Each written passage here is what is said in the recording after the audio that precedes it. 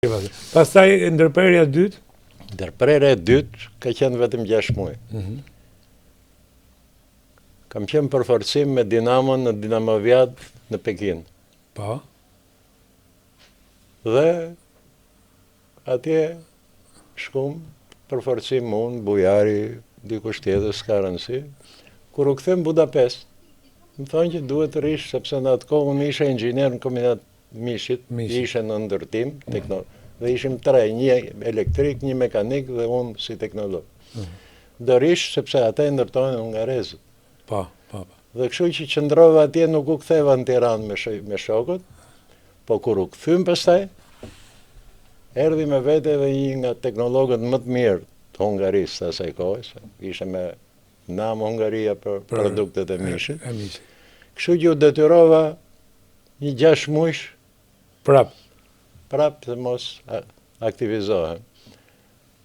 Ndoshta mund zgjaste më shumë, po mos më detyronin që në janar fillonja stërvitjen dhe të vazhdonja kampionatin në fazën e dytë, sepse Tirana në fazën e parë ishte në vend 4-5. Po. Kështu që Sa viti bëhet fjalë? 6-6.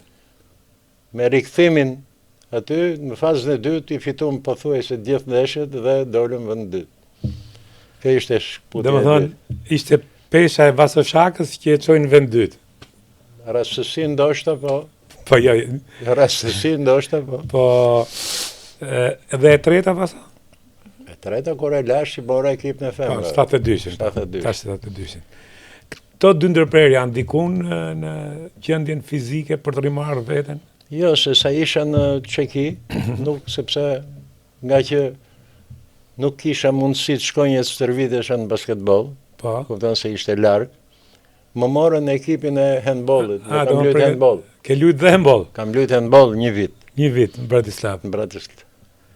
Po pa të fillu një herë Vaso në vitin 70 duket u bolli dhe një lloj handbolli edhe ju basketbollit. Më para se 70. 68 mos gaboj. Konstantin Tona e organizoi handbollin, sepse ai që kur erdhi nga Rumania, që erdhi në 61-shin, 62-shin, ai atje luante handboll. Kish kaluar nga basketbolli në handboll. Dhe e organizoi dhe shkryu dhe federata e handbollit. Bëm një ndeshje në pallatin e sportit. Po, ju basketbollistat luajtëm handboll, vë një çfaqje dhe kaq mbeti.